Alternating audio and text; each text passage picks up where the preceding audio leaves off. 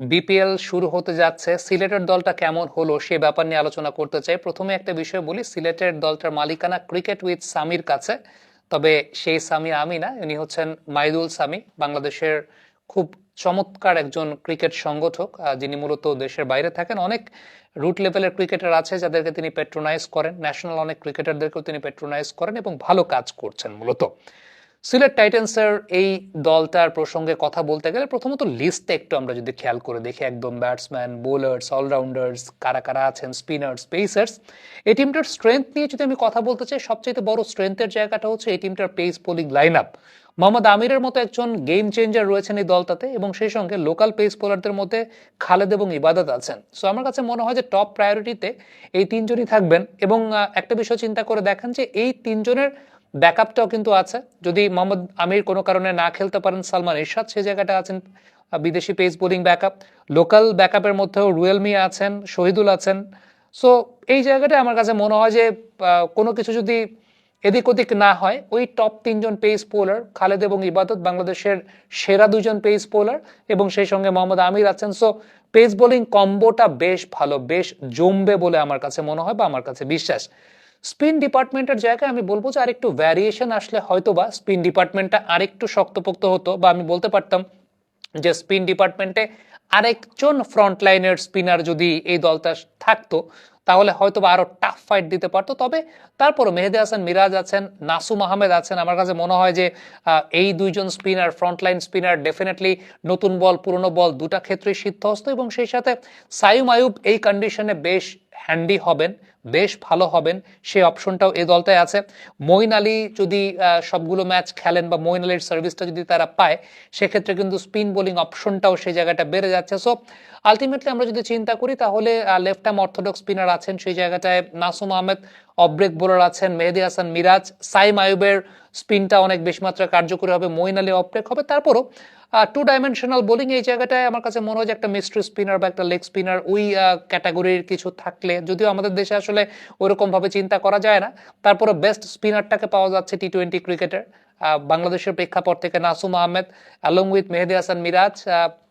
এই কন্ডিশনে বিপিএল এর মতো মঞ্চে Miraz top class player, top class bowler, no doubt about that, whatever the format is.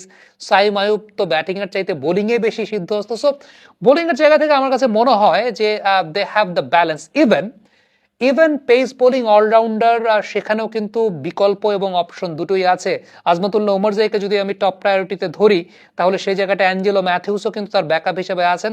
So আপনি যদি পেসারদের লাইন আপটাও চিন্তা করেন, মোহাম্মদ আমির আছে, সাথে খালেদ ইবাদত আছে, Azmatullah Omarzai pace bowling allrounder আছে। It's a very good team. Mehedi Hasan Miraz, Nasum Ahmed. So আপনার বোলিং অপশনটা কিন্তু সেই জায়গাটায় অনেক বেশি। চারটা পেস বোলিং অপশন একদম বেস্ট 11 আপনি রাখতে পারবেন বা পারছেন। You have the luxury along with two spinners, একদম genuine two spinners, Nasum Ahmed এবং মেহেদী হাসান মিরাজ। সাইম আয়ুবের বোলিং অপশনটা আছে 7 জন, যদিও শ্রীলঙ্কা পাকিস্তানের সঙ্গে সিরিজ আছে, সেই সময়টা থাকবেন কি থাকবেন না, সাইম আয়ুব না থাকার সম্ভাবনাটাই বেশি, সেটা একটা বিষয় রয়েছে। বাট সেই সময়টা সাইম আয়ুব না থাকলেও আমার কাছে মনে হয় যে দে হ্যাভ দ্য অপশনস এবং তাদের সেই জায়গাটা রয়েছে। ব্যাটিং এর জায়গা থেকে আমি যে বিষয়টা বলবো সেটা হচ্ছে, ব্যাটিং এর জায়গাটায় আমি বলবো যে ব্যাটিং এর জায়গাটাও ডেপথ আছে। তবে এই ডেপথটা আরেকটু ডেপথ হয়তো বা হতে পারতো, যেটা আমার কাছে ব্যক্তিগত মতামতের জায়গা। ধরে নিচ্ছি সাইম আয়ুব এবং সেই সাথে মেহেদী হাসান মিরাজি ওপেনিং করবে। সাইম আয়ুব যখন থাকবে না, এখন অ্যারন জোন্স এই কন্ডিশনে কেমন ক্রিকেট খেলবে সেই জায়গাটা আসলে I have doubt. Aaron Jones এই কন্ডিশনটায় লেটস সি, এইভাবে তো বলা যাচ্ছে না বা এখনই হয়তো বা বলা যাবে না, বাট এই জায়গাটা আমার কনফিডেন্সটা একটু কম আছে। পারভেজ হোসেন ইমন আমার কাছে মনে হয় যে এই বিপিএল এ 3 কিংবা 4 ব্যাটিং করবেন, খুব সম্ভবত 3 কিংবা 4 ব্যাটিং করার কথা। সাইম আয়ুব যখন থাকবেন না, তখন পারভেজ হোসেন ইমন কি উপরের দিকে ব্যাটিং করবেন কিনা, ওপেনিং করবেন কিনা, সেটা একটা বিষয়। জাকির আছেন এই দলটাতে, আফিফের কাছ থেকে বেস্ট পটেনশিয়ালিটিটা এই বিপিএল এ দেখতে চাই। অলদো আফিফ সত্যিকারের অর্থে আমাদেরকে হতাশ করেছেন বারবার। আফিফের যে পটেনশিয়ালিটির প্লেয়ার আফিফ ছিলেন, যে পটেনশিয়ালিটির ফ্লারিশমেন্ট আফিফের এতদিনে দেখানো উচিত ছিল, মানে আফিফের ক্যালিবার অনুযায়ী যেই ধরনের রেজাল্ট আফিফের এতদিন দেয়ানো উচিত ছিল, আর সেই জায়গাটা কিংবা বিপিএল এর মঞ্চেও আফিফের এফেক্টিভিটির জায়গাটা নিয়ে প্রশ্নের জায়গাটা অবশ্যই আছে। Next level, well done, side by side, free.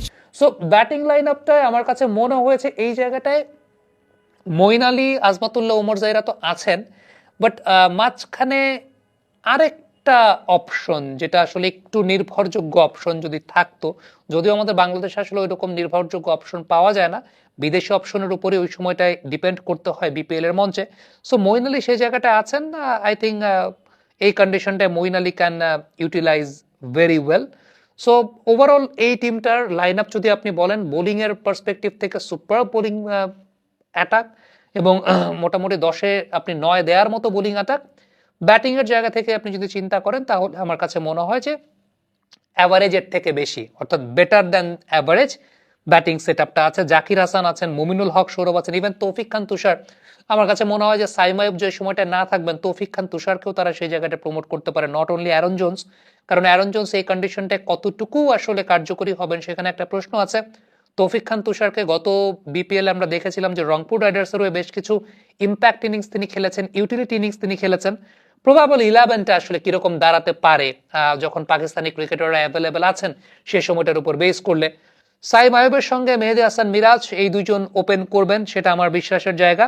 3 নম্বর পজিশনে রনি তালুকদার, জাকির হাসানের মধ্যে যে কোনো একজন, জাকির হাসানের প্রায়োরিটিটাই বেশি থাকা উচিত as a wicket keeper. Parvez Hossain Emon 4 number পজিশনে, Afif Hossain, Moeen Ali, then I think it's going to be Azmatullah Omarzai. Angelo ম্যাথিউসের আগে আমি আজমাতুল্লাহ ওমরজাইকে প্রেফার করব। নাসুম আহমেদ, মোহাম্মদ আমির, খালেদ আহমেদ, ইবাদত হোসাইন। আমার কাছে মনে হয় যে it's a very good team, it's a very beautiful team. Mehedi Hasan মিরাজের ক্যাপ্টেন্সি এর আগের বিপিএলেও তারা বেশ ভালো করেছেন, সবকিছু মিলিয়ে একটা ব্যালেন্সড সাইড। ব্যাটিং এ আমি যেটা বলছিলাম যে 1 2 3 4 5 6 এর মধ্যে একটা এক্স ফ্যাক্টর মেবি আমি মিস করছি, একটা এক্স ফ্যাক্টর খুব সম্ভবত। মানে আমি যে এক্স ফ্যাক্টরটার কথা বলছি সেটা হচ্ছে যে কাইল মায়ার্স টাইপের এক্স ফ্যাক্টর আর কি।